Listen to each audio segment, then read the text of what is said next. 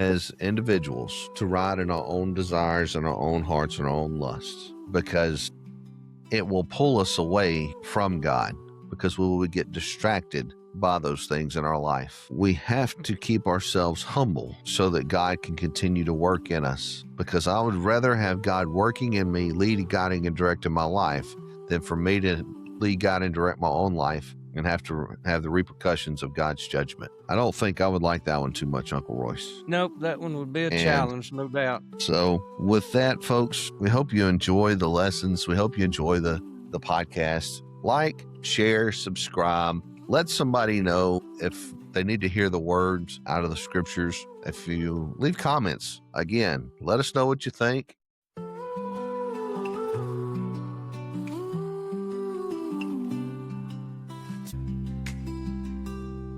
Two faithful brews and the good news. Join the ride with open hearts.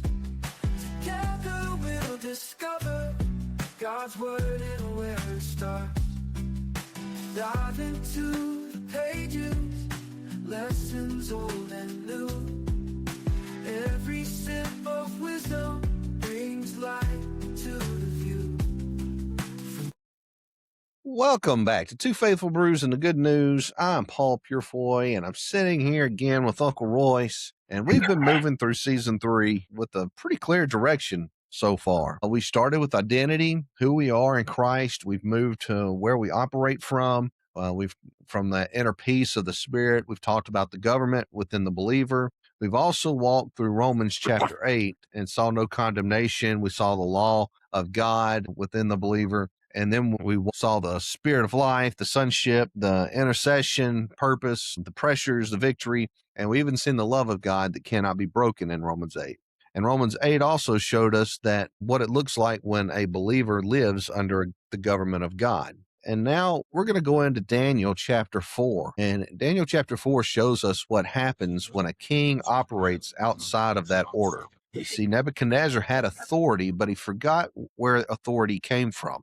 And he had a kingdom, but he forgot who allowed him to have it. And he had the power, but he forgot God, and that God is the one who rules over power. And when authority, folks, gets separated from humility, that's when it becomes dangerous. And when a man thinks everything in his hand came from his own greatness, he begins to move from stewardship into the area of pride. And that's where Daniel chapter 4 fits in this season so well, because we've been moving from identity into kingdom authority to kingdom order, and eventually the reality of the heavens and court operation is our ultimate goal. So Daniel 4 gives us all of that in a historical narrative, and it shows authority, it shows disorder, it shows heavenly decree, it shows mercy before judgment, it shows where a king can be humbled and restoration, and it's all at the center of it.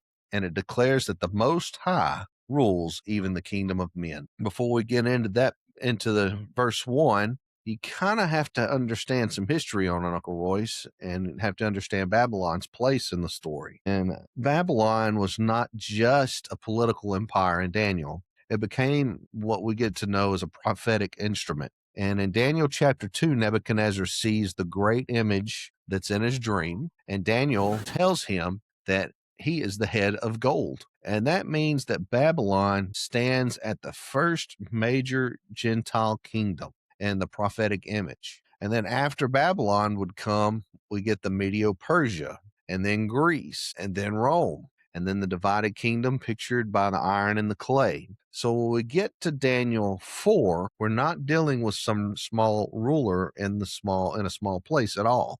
We're actually dealing with the head of gold. And here's the key. God used Babylon to judge Judah, but Babylon was still accountable to God. And Judah had broken covenant, but it had also embraced idolatry. It had rejected the prophets.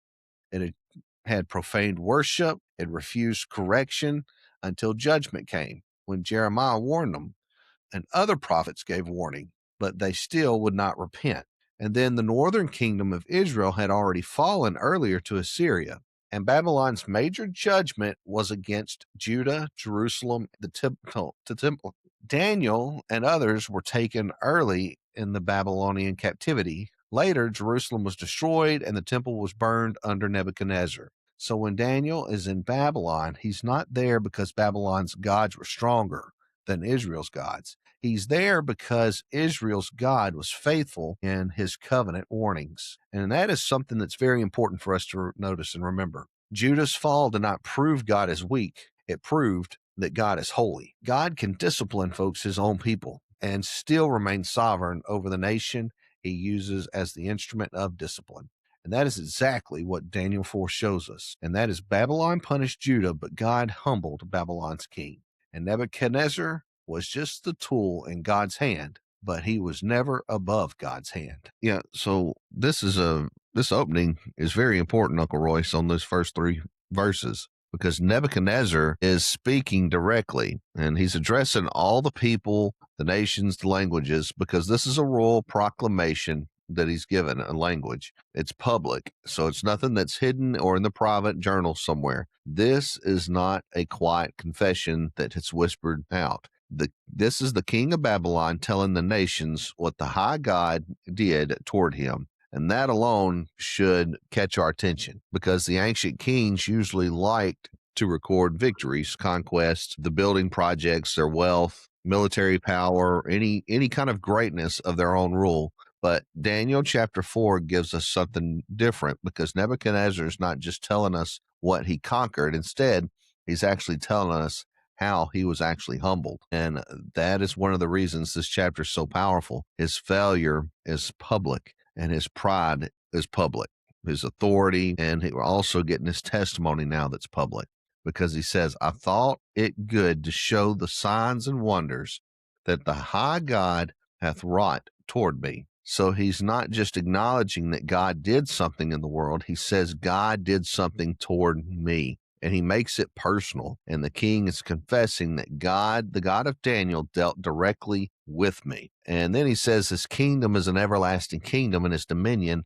is from generation to generation. And that is the central contrast of the chapter, because Babylon was great, but Babylon was only temporary. Nebuchadnezzar had the dominion, but his dominion was just a delegation. So God's kingdom will last forever, but God's dominion, it moves from generation to generation. And this matters because Daniel chapter 4 is not just about the king losing his mind. It is actually about a king discovering that his kingdom was never ultimate. So, and an interesting contrast, you had mentioned it in the last podcast about Donald Trump.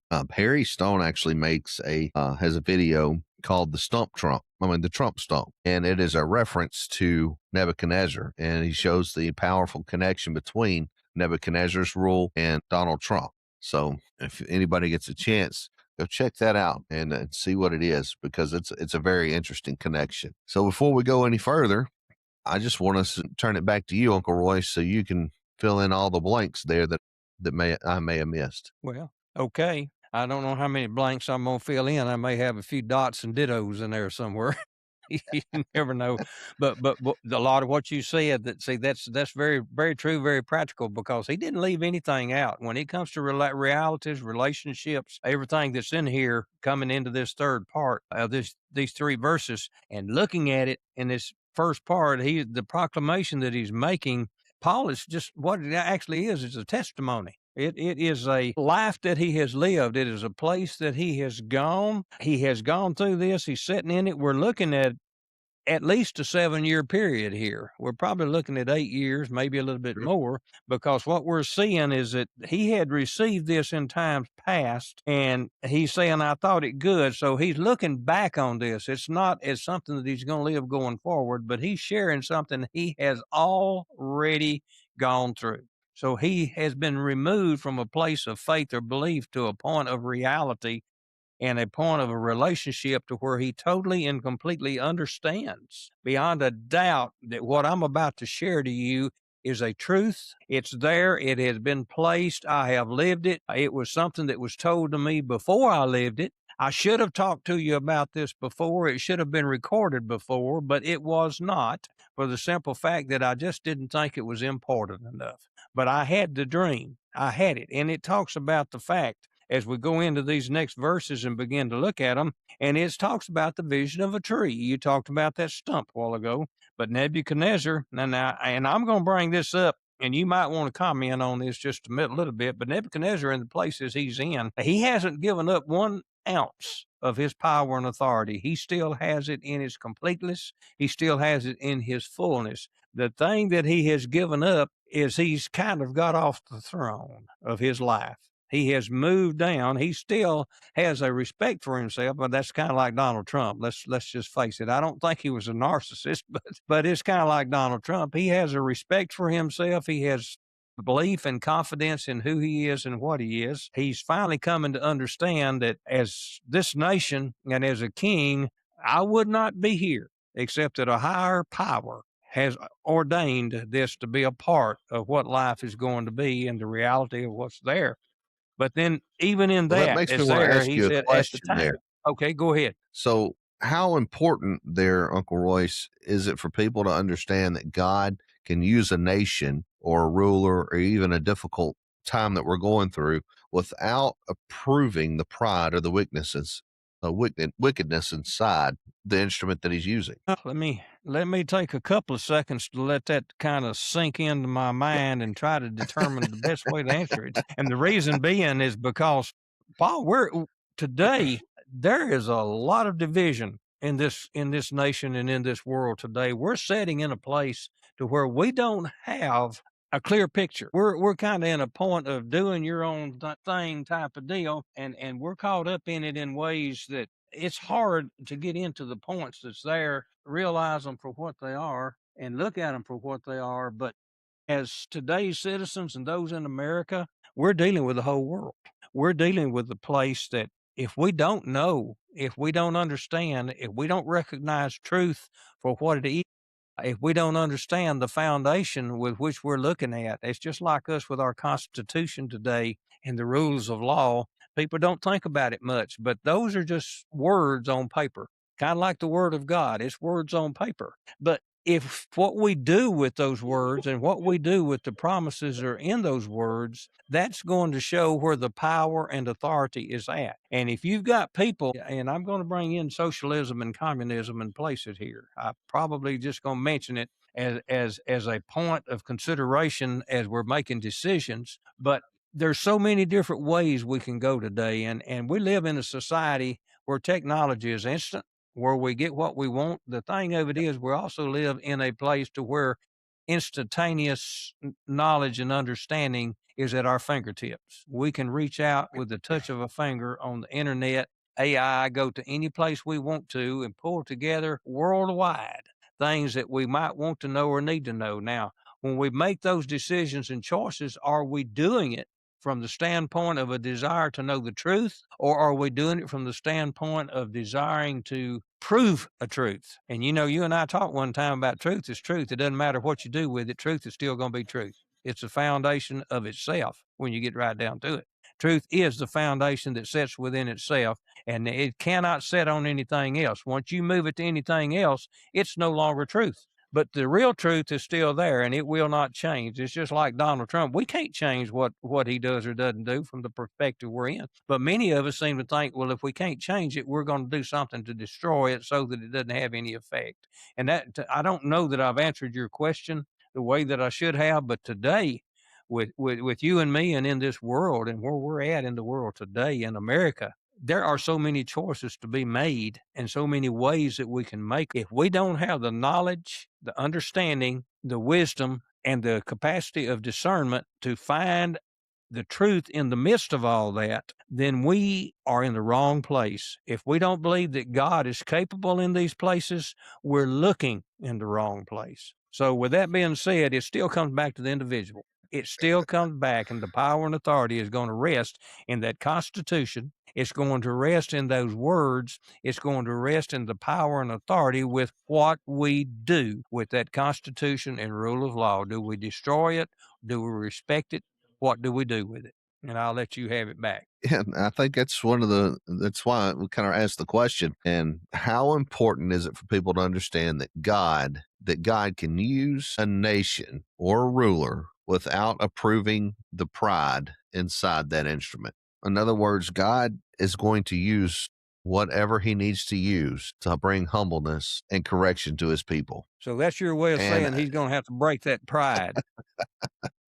the, the he used Nebuchadnezzar to take over Israel. He allowed the pride of Nebuchadnezzar to do what it needed to do to take over Israel. But yet God gave judgment to Israel through that.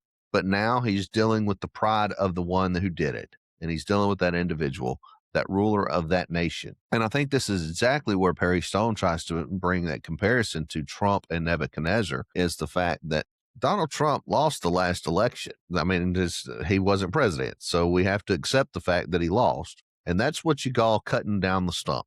You cut down the tree. And I think he learned a lot by that happening. And I think he grew in a lot of different areas. And of course, he's now president again. So you have the comparison that comes into that. So God can use Babylon as a rod of correction and still judge Babylon for his pride. And that's exactly the things we're probably seeing in the context here and into America today and into the hearts of people. Oh my goodness. But God can allow Nebuchadnezzar to sit on a throne and still bring that king down until he learns who the real ruler is. And that's kind of where we're at as we get ready to move into the next couple of verses there. Yeah. Well, the big thing that I'm looking at here on that, before we move off of that pride part that you were bringing up, you can start with Lucifer. You can begin with Lucifer.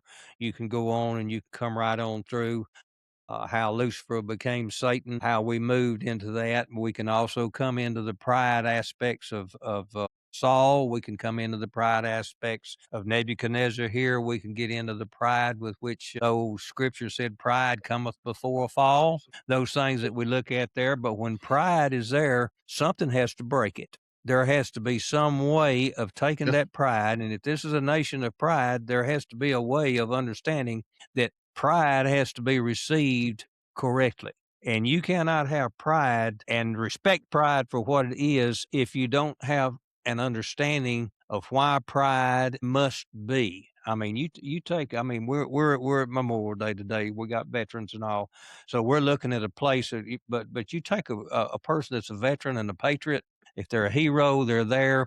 They're not in those positions at all because of anything. Their pride that they have is in America. Their pride is not resting in themselves, but their pride is based on a foundation of truth. If this nation is on that foundation of truth, then pride will have its place. But sometimes we got 4 years of the Biden administration in between with Trump. And the reason why, God said, I'm going to give you 4 years of what can be done, and then I'm going to give you 4 years of what it takes to destroy it. Then I'm going to give you back that can be done, and what are you going to do with it? That's kind of what we're looking at today. That's sort of where we're here.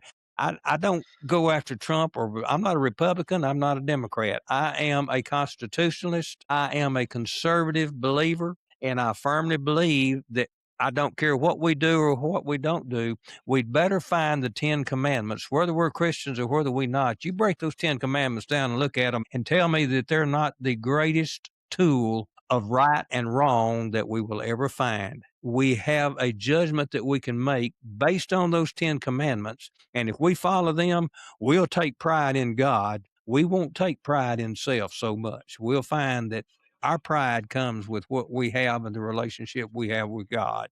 So now, with that being said, we can move forward. But I do believe that we have to come to an understanding of ourselves before we can begin to look outward. We'd better understand the inner man before we can reach out and take a consideration of the outer man, because that's what we're at. And that's where we're fixing to move right here, because we're fixing to see that Nebuchadnezzar was in a place like that. And I'm going to let you read the next verse or two and take a look at them. I think probably you got a thought or two on that. So verses 4 and 5 is, I, Nebuchadnezzar, was at rest in mine house and flourishing in my palace. I saw a dream which made me afraid, and the thoughts upon my bed and the visions of my head troubled me. So we get Nebuchadnezzar here, and he says he was at rest in his house and flourishing in his palace. And that sounds like success. It sounds like he's somebody that's in comfort. He's well established, of course, and he's surrounded by the fruits that he's been given from Babylon's greatness, right? But then God makes an interruption here. in his rest, and he brings in a dream. That's mercy. Any way we look at it, this is mercy becoming to the forefront, because before judgment comes, God gives the warning. There's a whole nother thought process and message into how that applies to us today.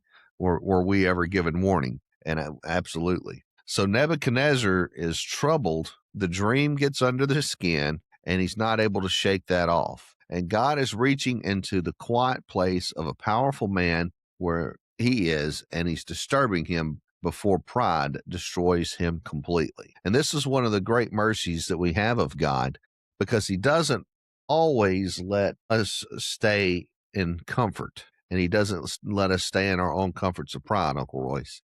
Sometimes the trouble in our spirit is not the enemy. Sometimes it is God trying to wake us up before we fall. And that's the interesting depth that we get here, that I see in these two verses, is God is reaching out to say, hey, you need to wake up. And I'm giving you this warning. This is your one warning. You know, I know Mom and Daddy, I always got the warning before I got the whipping, because they would tell me straight. They was pretty straightforward. They didn't hide it. They didn't hide around that. They said, if you do that again, I'm giving you a whipping. And that was my warning. And if I did it again, guess what? I reaped the consequences for my action, and they humbled me quickly. So I know you got more in that. So I'm going to let you back to that. Okay, I want to go into, and I do have more in it, for the simple fact that the very fact that he's having this vision, the fact that he's trying to sleep and he can't, tells me that God has stirred him to the point, but he has moved into a place in him. And you remember we talked about that spirit. That spirit is in man. Even Nebuchadnezzar had that spirit working in him. But now, in many ways, it was an evil spirit, because he was on the wrong end of it. But when we look at what's there, we're seeing now that God's beginning to move into that place of where even that part of it and the error with which the spirit can go is working in Nebuchadnezzar now, to the point to where he recognizes, knows, and understands. And he said, I can't rest. I don't have any place that I can have a peace. I don't have any place that I can go to where I can feel comfortable that what I'm doing, saying, the life that I'm living is the one that's worthwhile. And from looking at these scriptures now, we're seeing it's done reached a place now to where I can work my day, I can do whatever I'm going to do. But when I get ready to go to bed at night and it's time to rest and go to sleep, all of a sudden all this thing comes at me, and I'm caught up in things. I don't understand what's there. And I start having these thoughts and these visions that are coming to me that I don't have a clue what they are. I just know that they are troubling to me, and I do not understand why they're there, how they're there, where they come from, or what I'm supposed to do with them. I just know that it's there, and I'm uncomfortable. Now, fortunately, with Nebuchadnezzar, he's in a place to where when that spirit moves him, he says, I don't know, but he said, I think I know where to go. And he's already had some success with Daniel and the 3 Hebrew children. So he does have some positives that he's looking at. For us today, Paul, when we have things hit us in our lives, whether it's our families, whether there's other things that come into our life, things in the churches. I got things at the church that bothers me tremendously sometimes, just bugs the daylights out of me.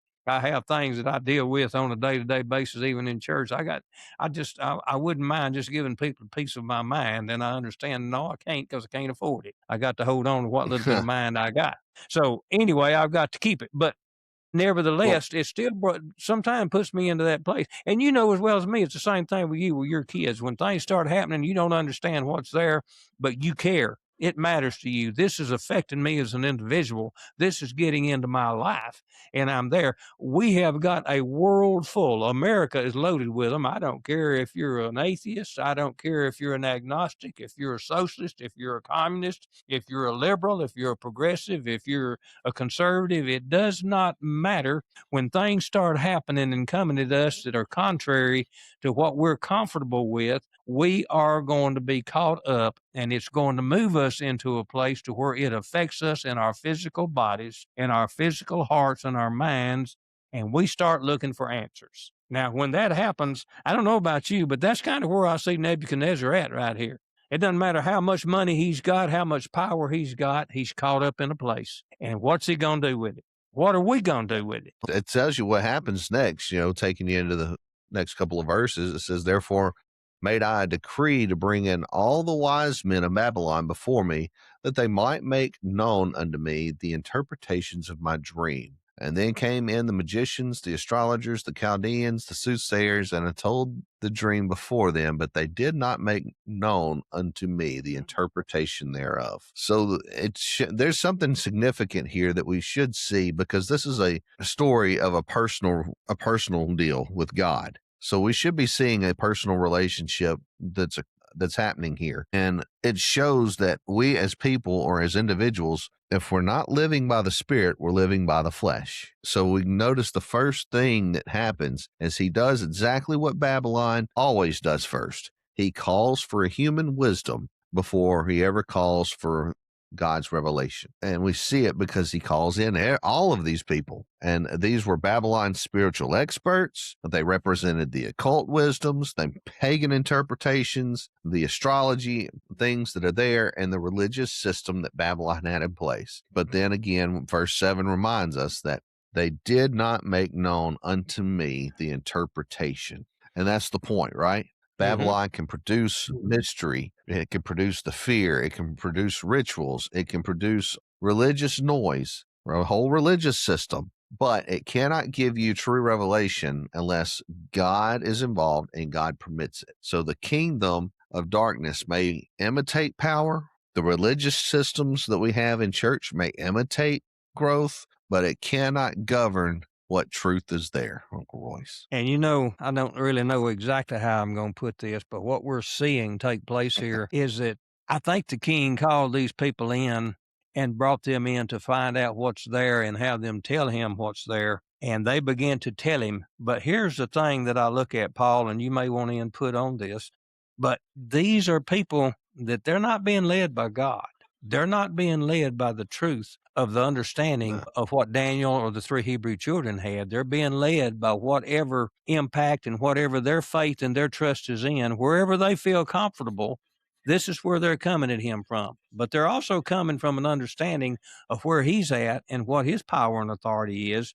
And when we make decrees and decision and what's there, he is the one that has the veto power. And how he uses that veto power will be in his hands and up to him. But the one thing we look at here, and I think it happens to us today, I think we have certain people we put our faith and trust in, and we go to them and we ask them, we look for their advice, we try to take their advice, we let that move into our lives. Same thing today. And it's on a national scale, it's on a state, county, regional. It doesn't matter whether it's down into our personal lives. Maybe it's in the church. Maybe it's on our jobs. But wherever it is, when they give us this advice and they tell us this is what we need to do, how we need to do it, it still falls down at some point to a single choice. And that is my choice. What do I do with the knowledge I just received? And from my perspective, that tells me then that I've got to take and I've got to evaluate exactly what I just received.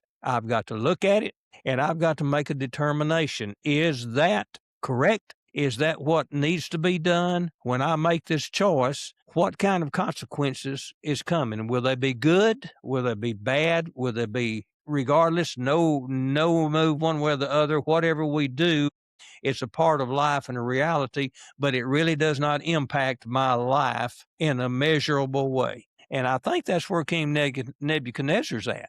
I think that's right where he's sitting. And then we look and we say, what did he do with that? I got all of this. I'm looking at it. I'm listening to it. They have told me what's there, but they've told me from the perspective of what they think I need to hear. Many times that's what we get. Very few people are going to tell us the truth, Paul. We don't have many people that's going to be honest with us. They're going to tell us what they think we need to hear or what they want us to hear or what they think they can get us to accept. And that's kind of where this is at. To me, that's kind of where this is at.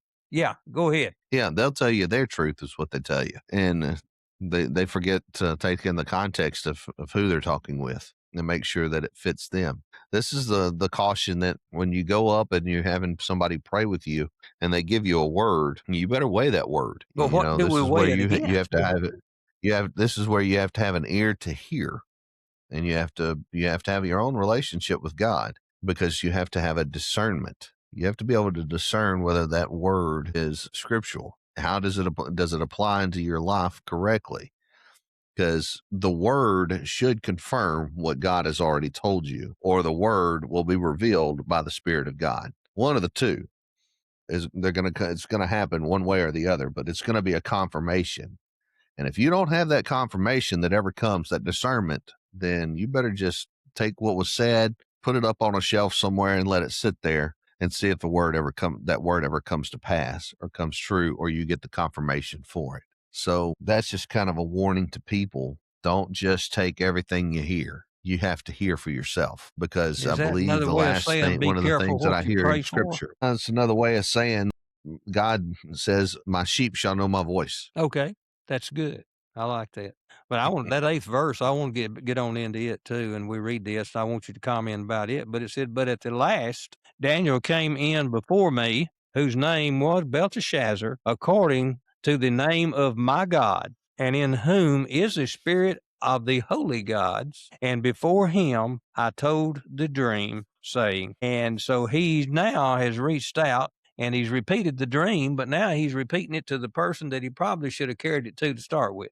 Sometimes we don't go to those that we really knows are going to tell us the truth. We go to those that says, "Feed me a line and make me feel good." That's what we get today. A lot of people are that way because, number one, if they don't believe in somebody, they don't want to be convinced that they're wrong. They don't want to be told they're wrong. That's true. Yeah. They don't want to have us ask them questions because they know that when it's there, more often than not, a person that's honest with them is probably going to ask questions because he's going to want to know where we are and what we're doing before they respond to it.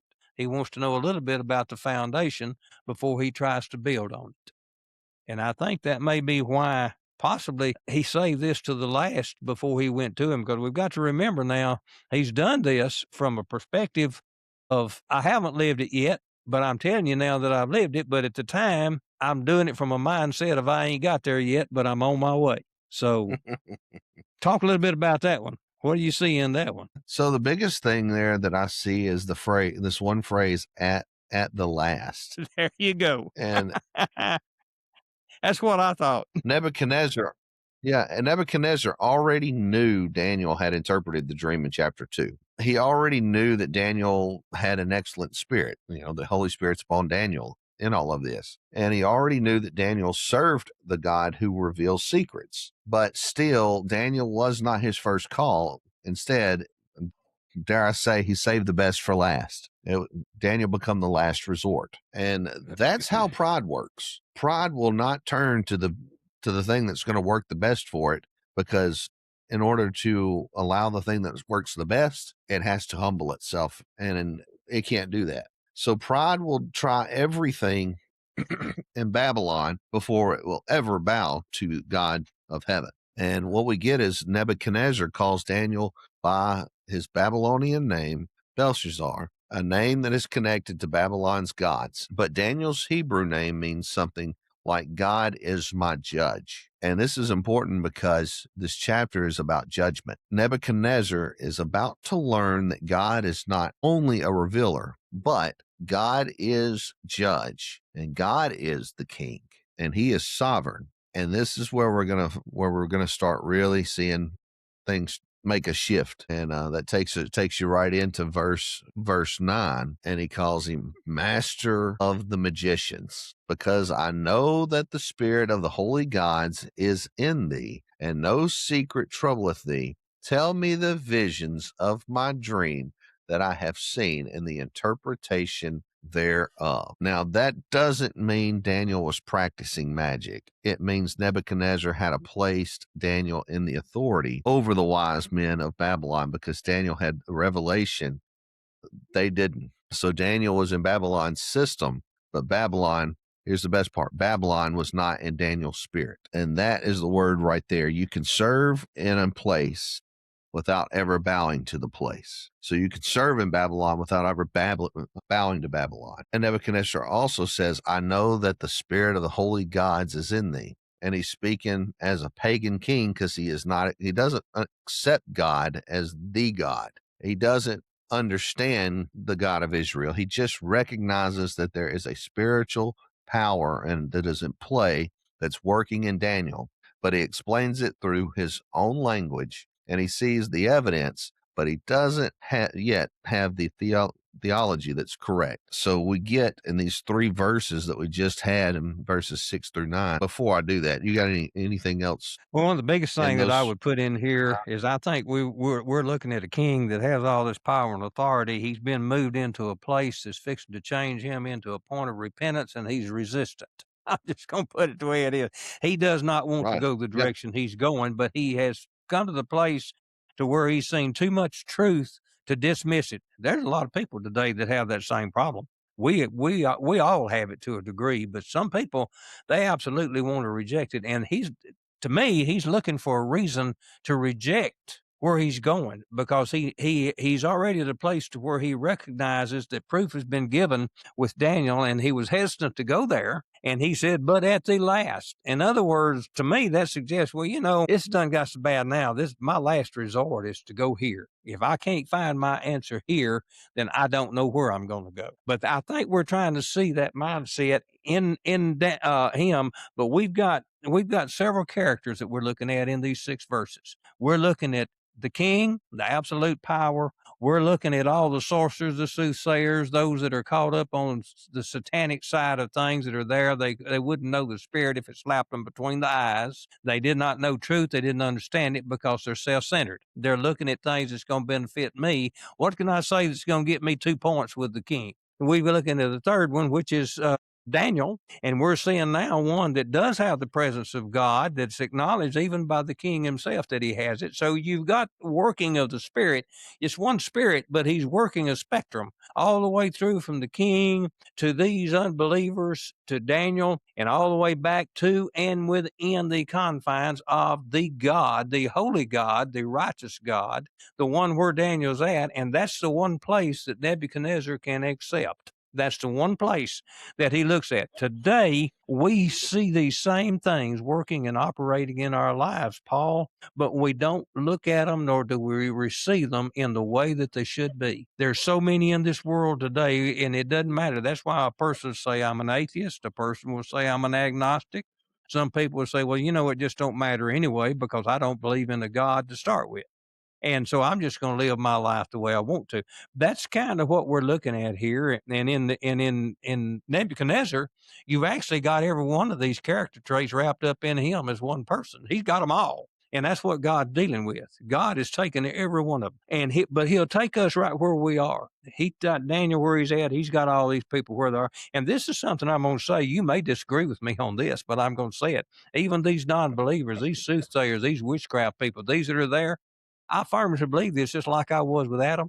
That grace and mercy you were talking about earlier, it can be extended to these Yeah. people just like it has been to Nebuchadnezzar. No, Daniel's absolutely. already there and received it. Absolutely. So we're looking at that. And in the world today, these people that they deny God, they're denying a truth. They're denying a relationship. They're denying what's there. But looking at what we've got here, we finally got a king that has come down to a point that's looking for answers of this dream, and he ain't found none.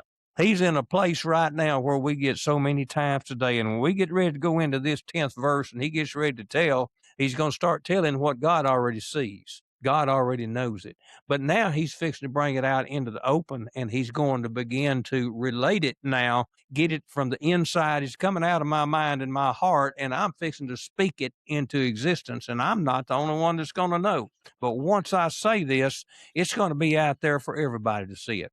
You don't want people to see it, don't put it on the internet. Keep it off.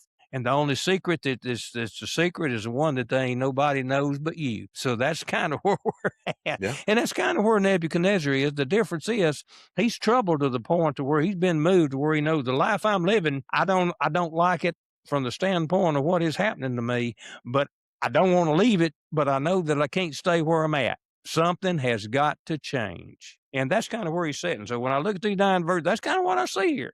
That's what I say. We're in a place. You heard me use that word conundrum a lot of times. I use it a lot. But sometimes when we approach a place and we get ready to look for answers, Paul, we're sitting right smack dab in the valley of conundrums and unknowns. I'm looking for answers, and I'm looking for somebody to give it to me. Okay, I'm there. Go ahead. Look, so just to give it the several things that I see right here in these verses. You gave most of it there, but the first is Babylon's wisdom has limits. It's Yeah. limited with what it can do. The king's experts could not interpret what God sent.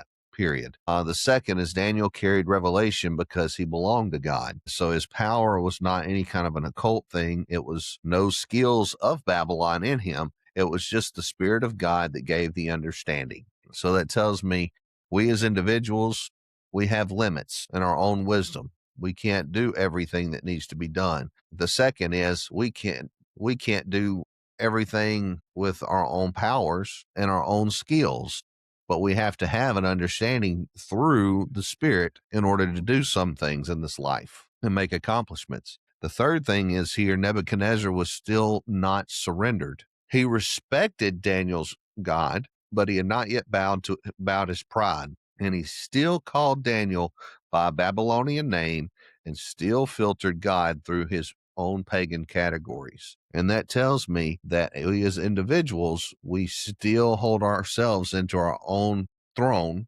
because we still hold pride and we don't want to surrender every part of our heart to what God is calling us to.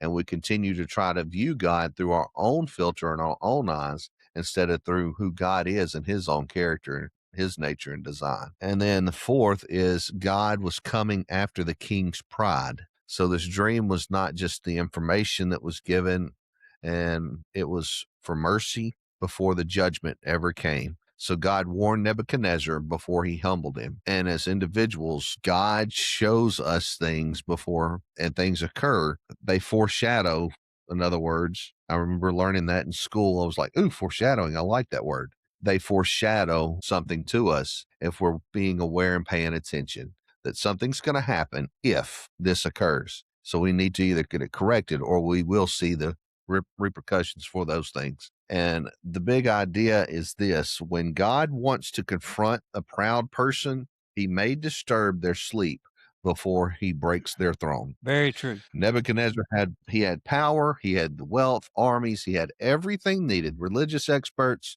but one dream from God exposed how helpless he really was. And the king could command a nation, but he could not command peace in his own soul. So we're seeing mercy being played out here with God. We're seeing God saying, Mercy, mercy, mercy. you have the choice, but I'm going to try to influence that choice and let you see the truth so that you will know. And he's trying to move us into a place of understanding and place of foundation that we can get on, put our faith on it, and then we can find a way to walk in that spirit. And I think that's where he's at, Paul. Yeah, And absolutely. so, it can be a challenge to, I don't even know that we need to go much further because we're fixing to break down that tree and Right. go into it and start looking at it. So, but he's going to do it. I am going to read that 10th verse. So, because we already 45 minutes on this thing, but it said Yes, sir. in that 10th verse, it said, thus were the visions of my head in my bed. I saw and behold a tree in the middle of the earth, and the height thereof was great. And so what we're seeing, and I'm going to say this, even in visions and stuff, sometimes God allows us to see those visions within the confines of what our experiences are and what we're looking at when it's there and where he's at and where he's looking out from. He's from his perspective, he's looking at the whole earth, and what he's seeing is from the perspective of what he has power and authority over. And so when he sees this and begins to share this vision, it's to me, it kind of reaches a point when it suggests there ain't nobody in this vision but me and God. We just there. You know, And it's interesting you said that. I'm trying to remember. I heard a speaker say one time, God can only use what you know. Yeah. So if he's going to speak to you, he's going to speak to you in a way of things that you know. And I think Luke Holter, I think was his name. And he said a lot of times when he sees things, he grew up in the 80s. He says, so when he sees things and he has to try to make interpretations, he says, sometimes it may come through Care Bears because he grew up with Care Bears. And he grew up with Back to the Future things. He grew up with all of these little deals that you have in those time frames, and he can only use what you have in your knowledge. Otherwise, you'll never be able to interpret what's there without having some kind of representation. And it was really interesting to how he broke that down. He said, because if I have a vision or a dream, he said it may be something to do with the Care Bear, but here's what this Care Bear stood for. over here, and here's what this is for the meaning of what happened in this dream or this vision or whatever the case was. So it was interesting that you brought that to the forefront, because Nebuchadnezzar can relate to a tree. He can relate to the massiveness and the size and the height of it. So I don't know. That just kind of struck me there. Just a thought that popped in my head when you said that. Yeah, and we don't think about it a lot of the time, but if we get it any other way and we don't have an understanding or an experience of something that's there, we can ask questions. We can do anything we want to. We can receive it any way we want to.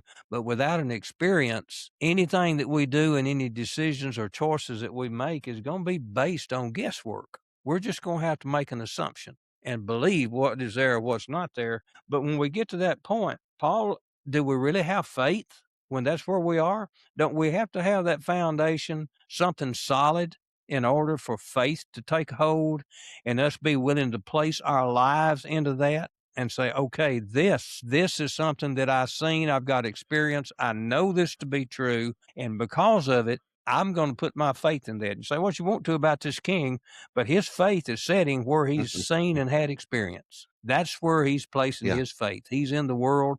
This dream is based in that area, and that's what they're looking at. So faith, people don't think about it, but faith is active. If we have faith in something, we're going to act on that faith.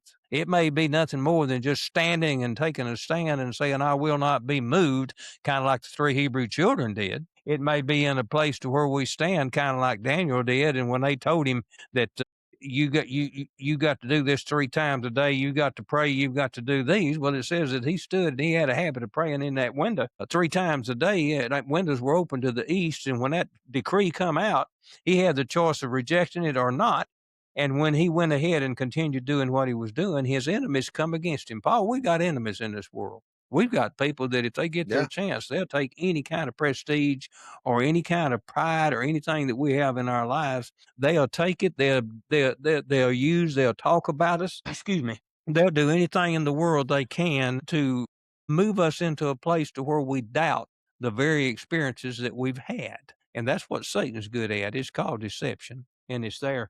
But with the king, where he's at and what he's doing, what he's looking at, he's got faith in what he's seen, what he's moved to, and how he's responded and what's there. And the fact that he's done it, we see his power as he's dealt with those, that power and authority with the decrees moves him into a place to where when he makes those, it's kind of like our Constitution and our rules of law. It hits and acts.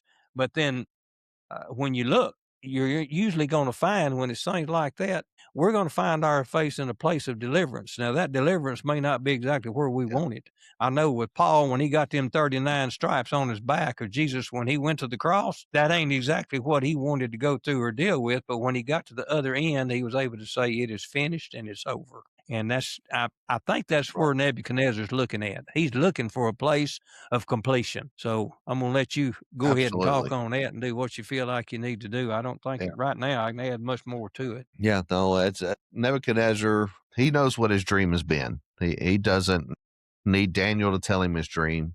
He just wants the confirmation of everything. And he's just seeking that. He's trying to find comfort in something that's not going to be comfortable, because he can feel that there's something that's about to happen, and he doesn't know how to deal with it. And that's kind of where we're going to go when we start in on the next podcast in verse 10, and we start getting into the vision, and then we start getting into the interpretation of it. That's just too much to try to do in this episode. So I just kind of want to leave it here, that we have to be careful as individuals to ride in our own desires and our own hearts and our own lusts, because it will pull us away from God, because we will get distracted by those things in our life. We have to keep ourselves humble so that God can continue to work in us, because I would rather have God working in me, leading, guiding, and directing my life, than for me to lead, guide, and direct my own life and have to have the repercussions of God's judgment. I don't think I would like that one too much, Uncle Royce. Nope, that one would be a challenge, no doubt. So with that, folks, we hope you enjoy the lessons. We hope you enjoy the podcast. Like, share, subscribe. Let somebody know if they need to hear the words out of the scriptures. If you leave comments, again, let us know what you think. If you like it, if you don't like it, we don't mind listening, but we also want to be sure that truth is delivered to the best of ability that we can.